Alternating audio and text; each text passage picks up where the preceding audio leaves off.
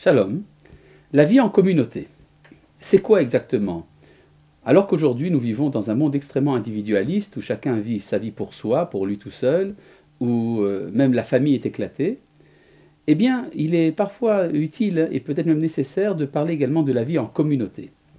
En effet, la vie en communauté a été le secret de la survie d'Israël pendant tout le temps de son exil, alors que nous étions persécutés par les nations, alors que la survie même du peuple juif était aléatoire. Eh bien, les Juifs ont connu un mode de vie qui leur a permis de vivre en petit microcosme quelque chose qui était un résidu de la vie de l'État, de ce que les Hébreux avaient connu à l'époque du royaume de Juda et du royaume d'Israël. Et c'est ce qu'on appelle la vie en communauté.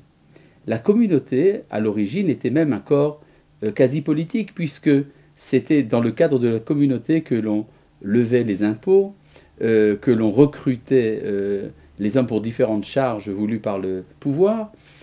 Mais de manière générale, la vie en communauté a créé un mode d'approche aussi bien de la vie, de l'approche des hommes et l'approche de Dieu particulier au judaïsme. Et pour dire cet exemple, cette structure de la communauté, qui a été après un peu reproduite par ce qu'on appelle les paroisses ou les communautés religieuses de différentes sortes, peut servir de modèle pour ceux qui seraient intéressés justement à vivre une vie noachide, une vie à la lumière de l'enseignement d'Israël, sans pour autant rentrer dans la communauté d'Israël par la voie de la conversion.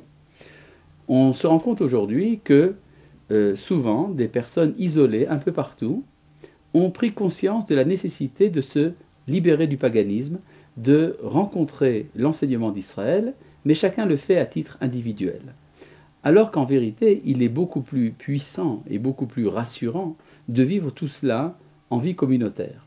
Alors, il fut une époque où, pour faire une communauté, il fallait quand même un certain nombre de personnes. Il fallait un certain nombre de personnes vivent dans le même endroit, dans le même village, dans le même quartier de la ville, par exemple. Mais aujourd'hui, nous avons une chance extraordinaire, étant donné le développement des médias par Internet, il est tout à fait possible de faire des communautés de gens qui se connaissent à travers les moyens virtuels, à travers l'électronique. Et de temps en temps, il est utile de faire des rencontres, et que ces rencontres soient évidemment vivantes, et non pas simplement par l'ordinateur. Et qu'est-ce que signifie cette vie en communauté? Eh bien, ça signifie tout d'abord se connaître l'un l'autre. Ça veut dire s'entraider, ça veut dire s'intéresser au sort du prochain, et donner une place à chacun des éléments de la vie humaine. En effet, la société humaine est faite de jeunes et de vieillards, d'hommes et de femmes, de riches et de pauvres, de gens intelligents et de personnes dénuées d'intelligence. Il y a un peu de tout.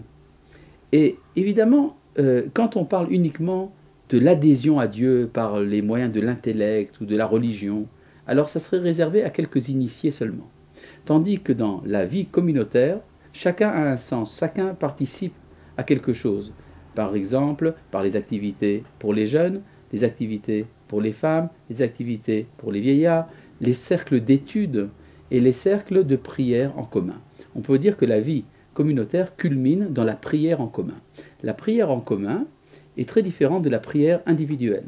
Dans la prière individuelle, on peut dire que le priant rencontre son être le plus profond sans participer des autres personnes, et donc il reste également dans son imperfection. Tandis que dans la prière en commun, chacun a quelque chose à amener à l'autre.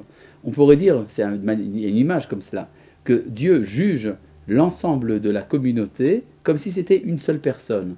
Et comme chacun a sa perfection, plus que ses imperfections, à contribuer, eh bien, on pourrait dire que la personne collective qui est ainsi jugée est une personne pure, une personne juste. D'où même l'intérêt qu'il y a de prier en commun pour que la prière soit exaucée. Et puis, à travers la vie en commun, les prières en commun, le culte de Dieu en commun, se fondent finalement des habitudes, des usages, des coutumes. Et ces usages et ces coutumes donnent un cachet particulier à la vie de chacun.